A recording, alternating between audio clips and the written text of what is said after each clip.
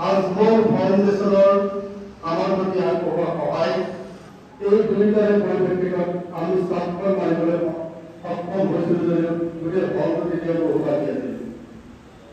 তেনেসময়ত আগবাঢ়ি আহিছিল আব্দুল হক চাহাবৰ পৰিয়াল। তেখেতসকলে সমস্ত খৰচ আৰু দায়িত্ব বহন কৰি আজি আপোনালোকৰ সন্মুখলৈ এই আটক ধুনীয়া এক চালাকি সদৃশ এই গৃহটি আগুৱাই আনিছে।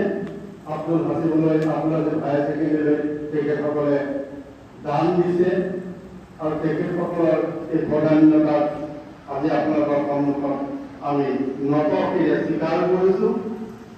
এই ছেমিনাৰ হল সদৃশ এইডোখৰতে শ্ৰেণীকোঠা হ'ব। এই ছেমিনাৰ হল সদৃশ আটক ধুনীয়া অত্যাধুনিক সা সৰঞ্জামেৰে পুষ্ট এই হল আমাৰ হোজাই চহৰতে দিয়ক আৰু তিনিকিটা হোৱাৰ নিচিনাকৈ আজি 3 মাহৰ ভিতৰত এই হলটি প্ৰাক্তন